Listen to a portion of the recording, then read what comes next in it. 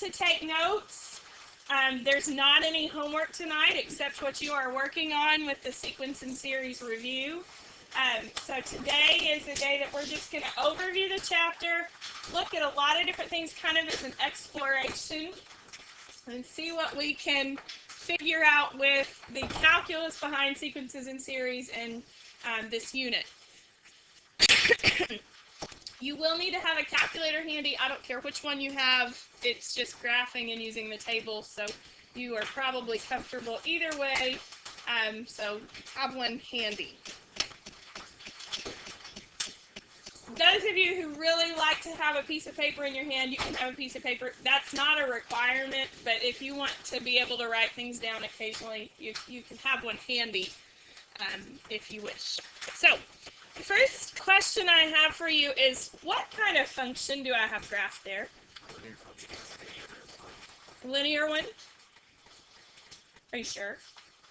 We don't know how far it's zoomed in. Oh wait, it's Taylor. No. We don't know how far it's zoomed in, so it could be something or could be Okay, number of things. a couple of you hit the nail on the head and said, well, it looks linear, but it depends on how far we're zoomed in, right? No, you got a while before that. So, this was the window that you were being shown. Are you still convinced that it's linear? No. Maybe not. Is that a big enough window to know much?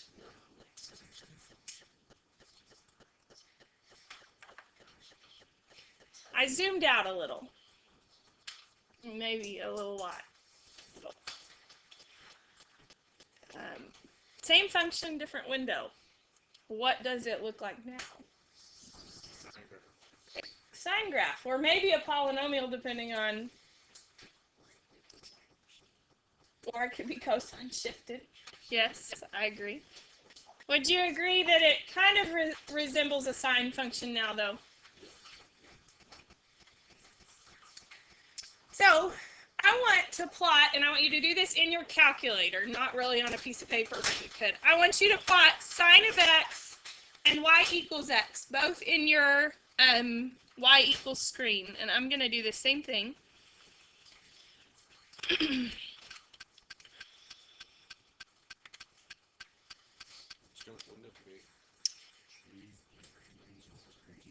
What are we always in? Yes, make sure your calculator is in radians. The window needs to be, I don't know, what do you think? I'm trying to make it look the same. No. Oh.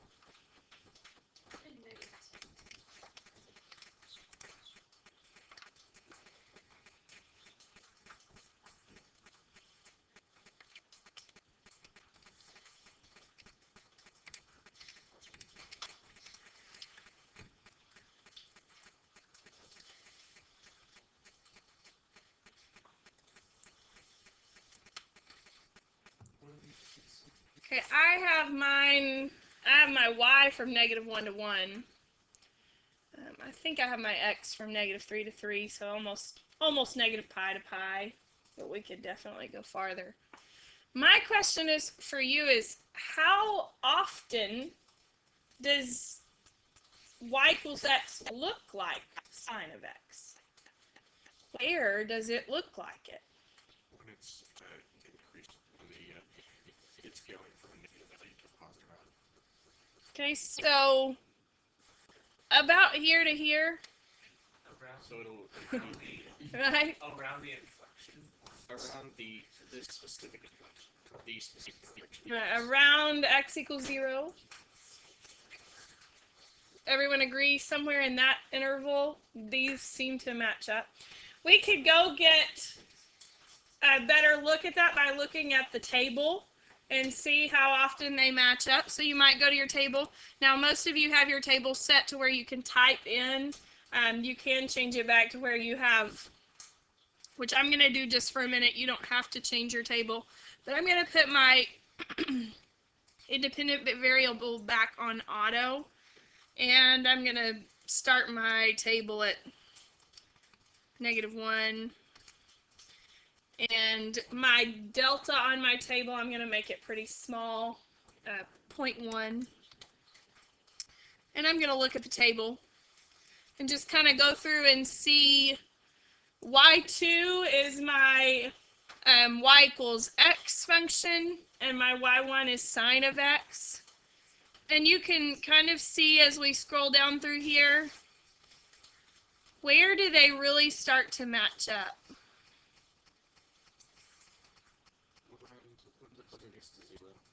The closer I am to 0, the better it matches up. Do we agree?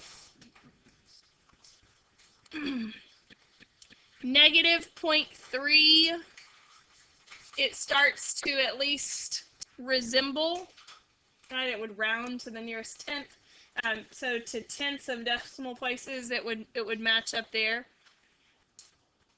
If we wanted it to match to more decimal places, would you agree we'd even have to get closer than 0.1? Right, 0.01 maybe. So you could go change your delta to be smaller. So it matches up on part of it, but not on all of it. You agree? But I have successfully chosen an easier function to look at part of sine of x, right? Sine of x is in a special family of functions called transcendental functions. Fancy word pretty much meaning I can't do it without a calculator. No, that's really not what it means. But it's e to the x, sine of x, cosine of x. Those are called transcendental functions. And would you agree they're complicated to deal with? Polynomials are easy, right? So if I could find a way to match a polynomial to these transcendental functions, then I could make them much more workable. Integrals would be easier, derivatives would be easier, everything would be easier. Plugging in numbers would be easier. So our goal for this chapter is going to be finding polynomial functions that look like transcendental functions, or finding polynomial lookalikes. And so that's our game plan today. Y equals x kind of looks like sine of x on a teeny tiny interval, but you can imagine we could get a little better than y equals x, maybe. So that's going to be our goal. In y3, I want you to type y1, alpha trace gets you y1, minus y2. And I'm going to go make that line bold. If you go over to the left far enough, you can make that line bold. You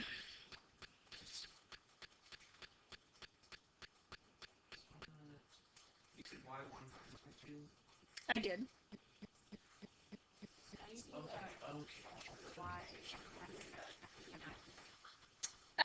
You type y1, y1 of x. Do I have sine and y? Yeah, we all have sine in y1 and x in y2. Just for consistency, let's make sure we do that the same. It would only be different by a negative sign, but do you need me to show you that, or did you get that? Did anyone else need me to show you in the 89 how to type y1? You type y1. You don't have to use any special characters. You just type y, then a 1, open parentheses, of x, close parentheses, is how you get the y1 in the TI-89. So if you're using that, that's the syntax. Okay, go to the graph. What type of function is that bolded function there? Everyone agree it looks like a cubic? Try to fit a cubic function to it. Try to make up a cubic function that looks like that. centered at the origin, so hint, it's probably something times x cubed.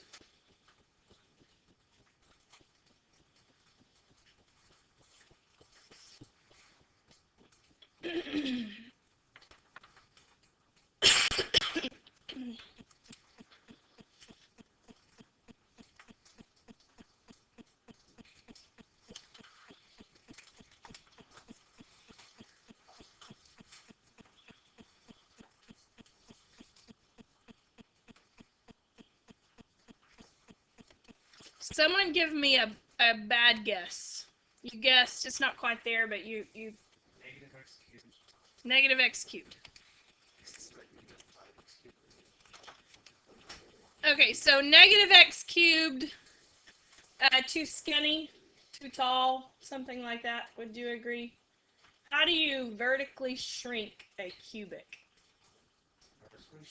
Because wouldn't that make it look fatter if you vertically shrunk? Put a decimal before it or a fraction. Divide by something.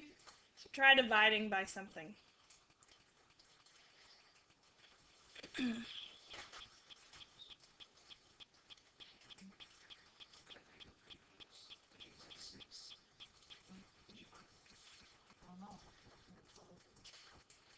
What is it?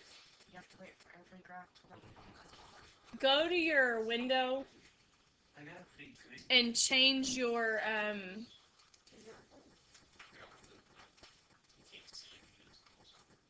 Okay, what would you pick? Negative 0.15. Let's do a fraction. X cubed over 2 pi. There you go. Over 2 pi. Interesting. Let's underthink a little. What's kind of close to 2 pi? 6. Let's use that. I like 6. So instead of negative x cubed, I'm going to do negative x cubed divided by 6. Whoops, not in the exponent.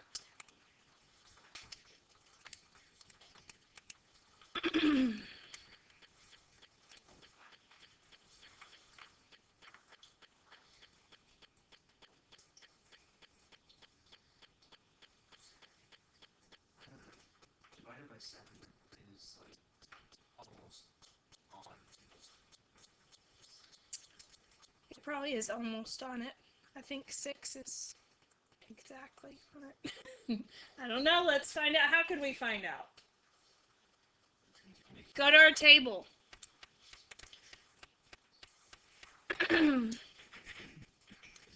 We would need to go all the way over to y3 and y4. Agreed?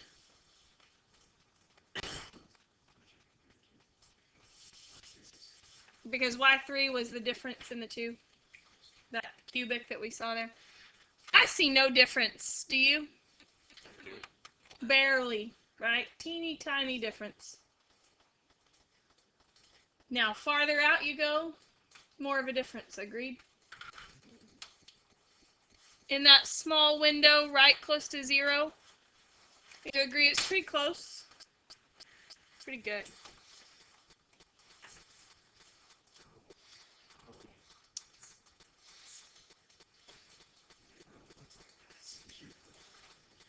So,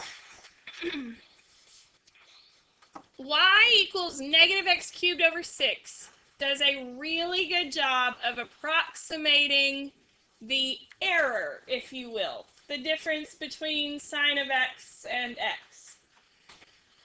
So we now have sine of x minus x is approximately x cubed, negative x cubed over 6, right? I want to rewrite that to isolate sine of x. I just want sine of x by itself. How could I get sine of x by itself? Add the x over.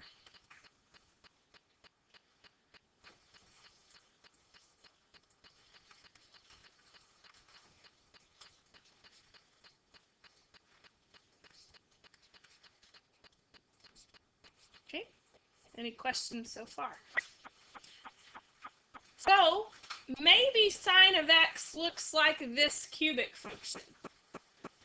So you know what I want to do now. graph those two. So get your calculator back out. Go back to your y equals. In y1, type sine of x. I'm going to turn my y3 and just clear out my y4. I'm going to turn my y3 off. You could just delete your y3 if you would like. Minus x cubed divided by 6.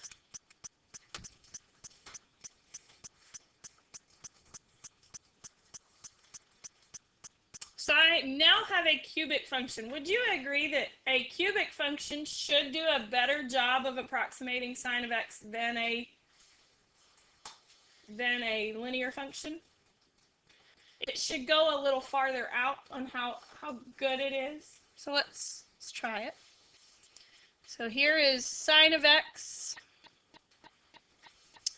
And there is my cubic approximation. Do you think the interval where they match up is a little better? A little farther out.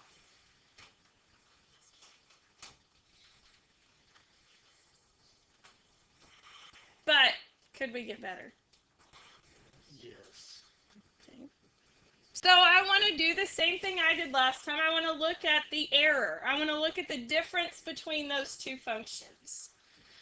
So go back to y equals and do y1 minus y2 again. And again, I'm going to bold it so we can...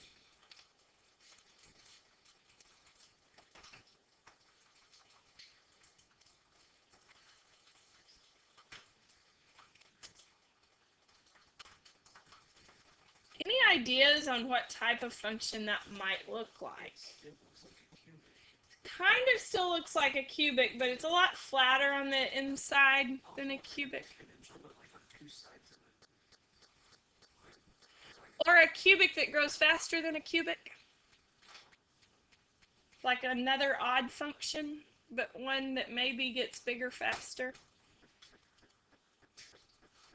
We're looking at a new function type. Do what? Oh. What'd you say? We want to call it fifth. Yeah, x to the fifth.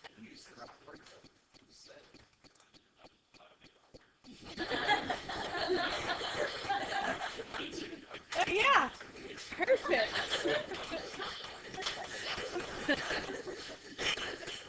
So a fifth degree polynomial or quintic x to the fifth power. So go to your y equals and try to match a x to the fifth. Now, it's probably not going to be plain x to the fifth. So you might have to get creative and multiply it by something. So in y4, I'm going to try just plain x to the fifth. And what do you think I'm going to need to do? I'm going to need to divide it by something, right? Try 6. 6 sounds like a good try. Oh, darn. Try again.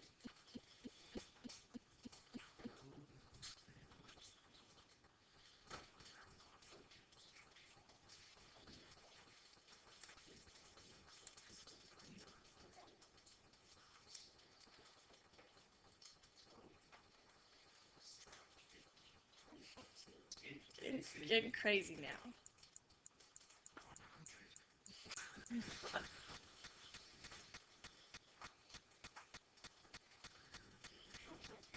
Well, 100's actually pretty close. Okay. It's actually still a little bit too skinny, isn't it? It's still too skinny, but 160, is it a little wide? Just for fun, I'm going to try 120. Just for fun. Just for fun. We're going to try 120.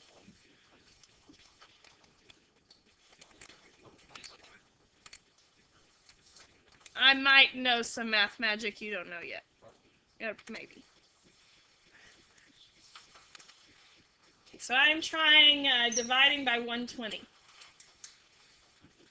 We did look at some patterns yesterday, didn't we? Is 120 a factorial of something? Yeah, No, that's like 5 because 6 is 22. It is 5. 5 factorial happens to be 120. I don't know why, but I would want to know that just for fun, probably. Okay. Is this one a pretty good fit?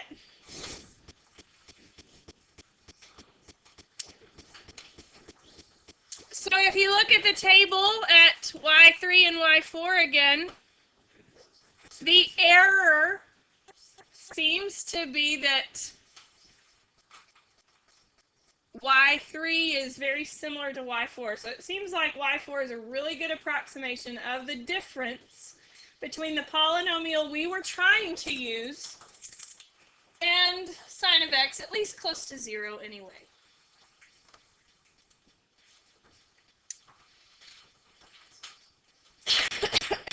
So, we now have sine of x minus x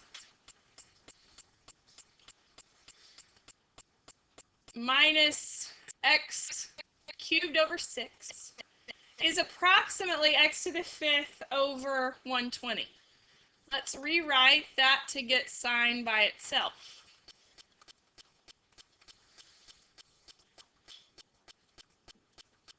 So sine of x is approximately x.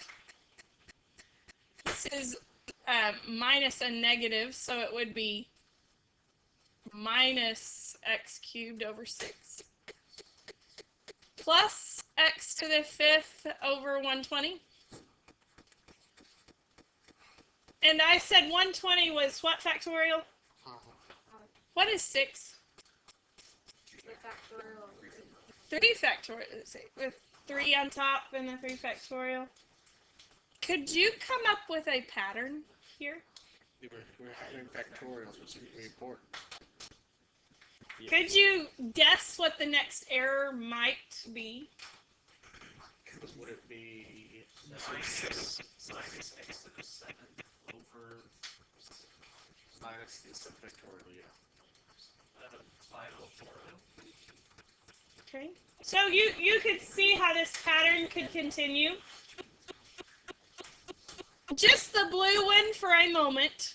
Ignore the red. We'll talk about that in a minute. Graph the blue one and sine of x.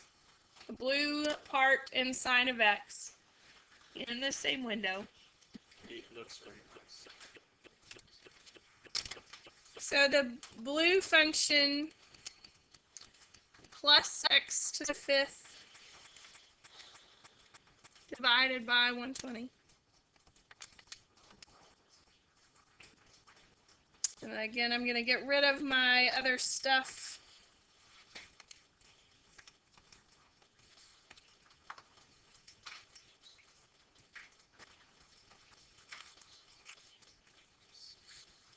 So is this what we're going to use to find like something for these sine functions, like specifically? Maybe. Today we're just exploring. How good is that? Okay, now there's a question I haven't been answering every time, but it's been up there every time. It says, find the interval where the two functions are within 3 decimal places of each other.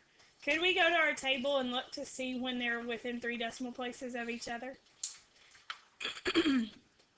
So I'm going to go to the table. I only have it showing in tenths, so of course we could show more.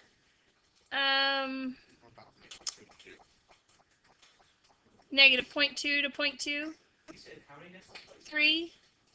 I actually think we're still okay to... How many decimal places are we doing it to? Oh, did you say negative 3 to 3? -2. Negative 2. Are we that... Is it that good that far? So negative...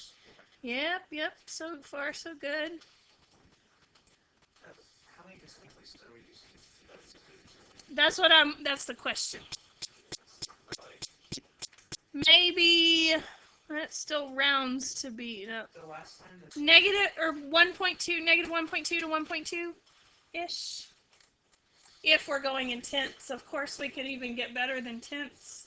Is that what I'm seeing? Is that what you're seeing? if we're doing tenths, we can do to 3 decimal places.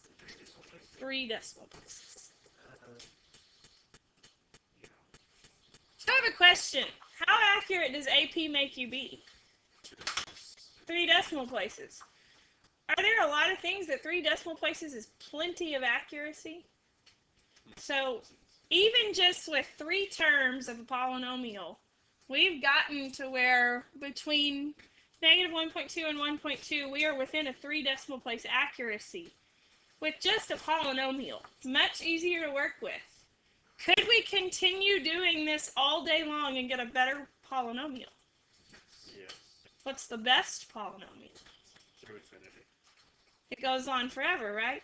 It's an infinite series. So that's what we're going to be learning about. Yes. I like it. So we've got some places to go, things to do. Use the pattern to write a 13th degree polynomial that can be used to approximate sine of x.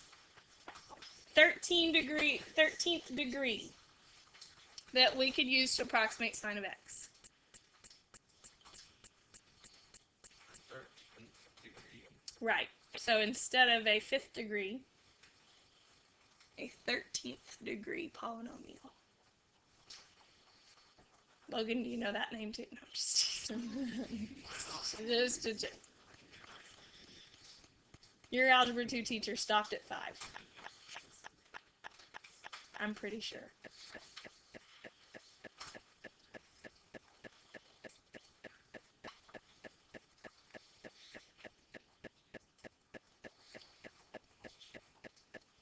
And you, again, if you don't have to write it, you can just type it straight in your calculator if you would like. What are we thinking? Oh my. What do we think the 13th degree polynomial is? Well, just write factorial. Oh, okay. No. Is there a factorial button in your calculator?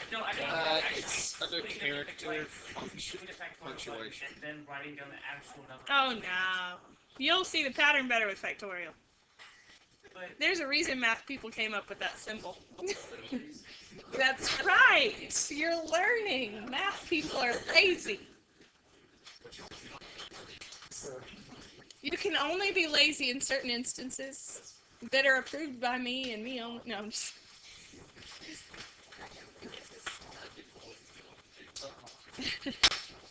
Okay, so what do we have at first?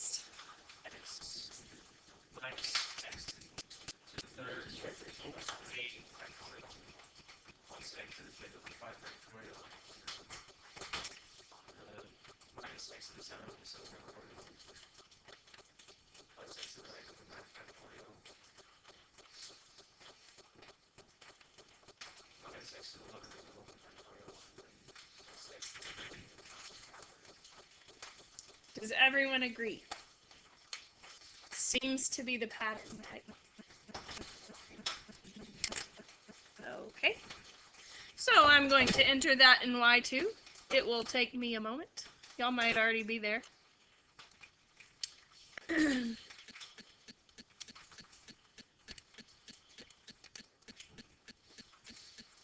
everyone know how to get to the factorial button? It's either out the math, I think it's P, and then Yes.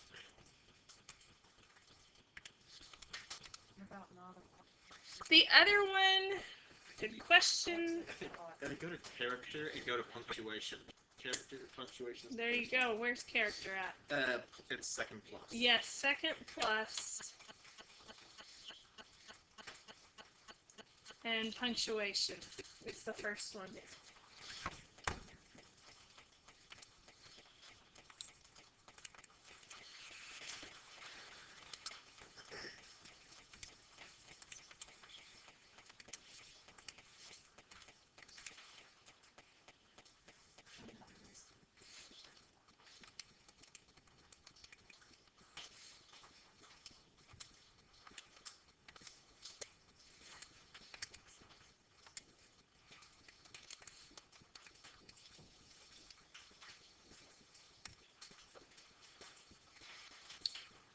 Graph both of those in your y equals.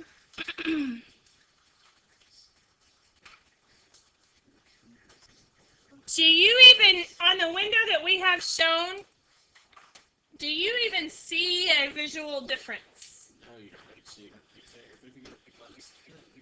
Now, if you go far enough out, will you see a difference? Yes, but it's very.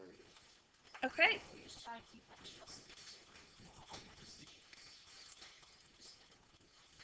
Use your calculator to find sine of a half. And use the second function to also plug in a half. We could use our table to do that pretty efficiently. Okay. Eight decimal places? Is that what you just said, Joseph? Okay. So it's matching up to 8 decimal places. It's a pretty good match, right?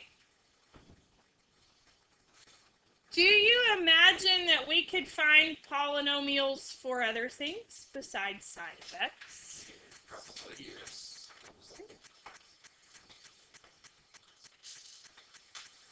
Okay, so you can see that this polynomial does a wonderful job of approximating this transcendental function. It is easier to work with polynomials, and we want to figure out other polynomial functions that can help us approximate other things. The next one I want to look at is cosine.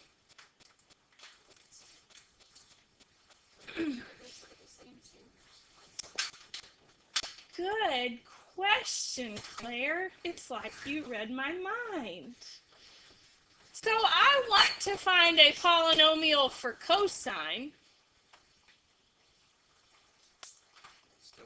And so we could go through the whole process, which we were about to start, the whole process.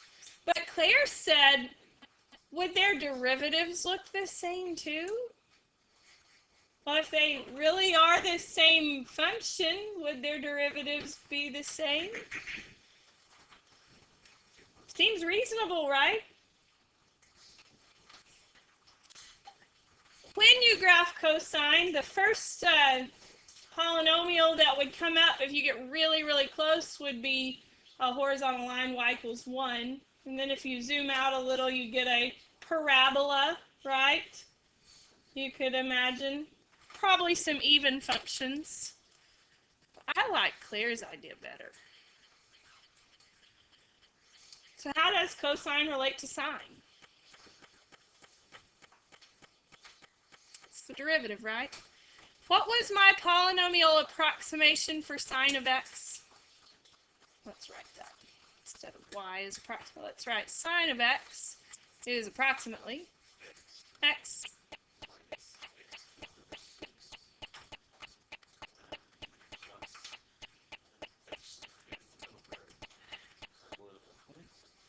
Three factorial, 5 factorial. And so forth, right? So, what is the derivative of sine? Well, it's cosine. What's the derivative of x? What's the derivative of x cubed over 3 factorial?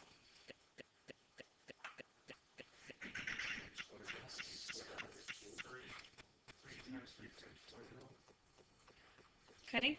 So the 3 would go away in the 3 factorial? 2 factorial?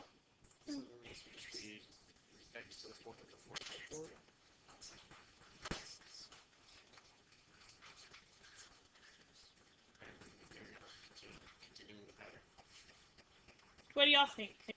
So when you're when you take the 5 out, that's also the 5. Right, but there's still 4 times 3 times 2, which would be 4 factorial.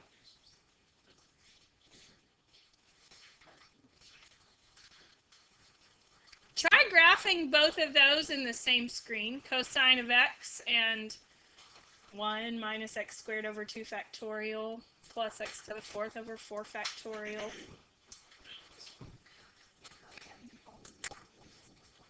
Do what? Cosine's always going to be even, and sine's always going to be Because What's not even? Is that true? Is cosine always even and sine always odd? cosine is Makes sense, right? Craziness, huh?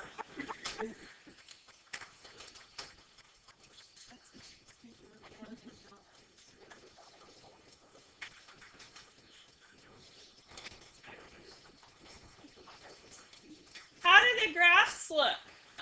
Very pretty. Very similar, or at least for a while, right? Everywhere? Not everything. No. But where it needs to be, yes. Maybe where it needs to be.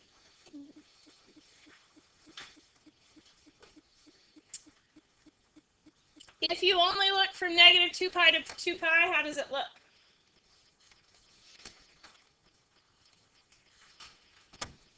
Pretty good?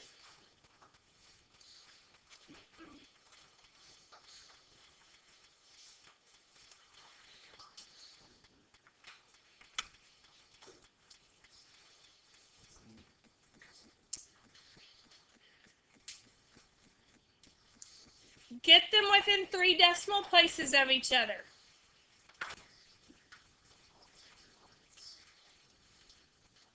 I did change your table back to auto or whatever. To auto or to, either way you go to second window, and so you can change it back and forth from auto to ask. Whichever one is more beneficial to you at the time. What you see from looking at this is that it is possible to get new polynomials from old polynomials, and that's going to be something we use a lot in our look at sequences and series, is that we can find a polynomial for cosine of 1/2 x, maybe, if we wanted to find a polynomial for cosine of 1/2 x.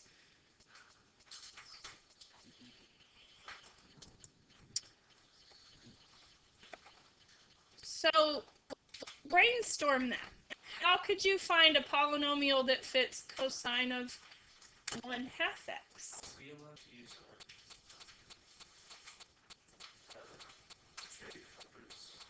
Sure.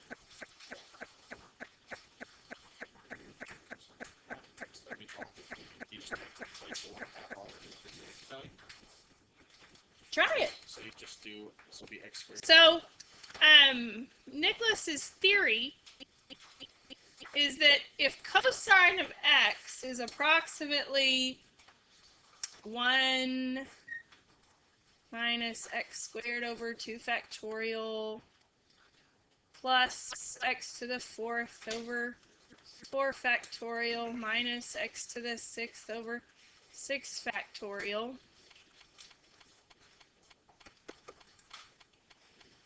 then cosine of 1/2 x, he's saying, well, why don't we just replace all the x's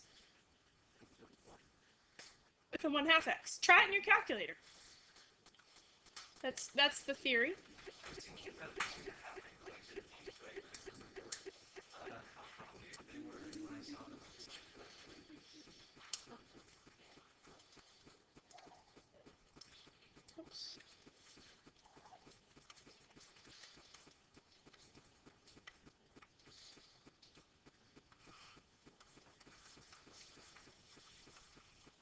How's it do? I'll give you a minute. It'll take you a minute to type that in. I'll do the same. We'll do that tomorrow. We'll pick this discussion up tomorrow. Your only homework is to continue working on your sequence and series review. In fact, I do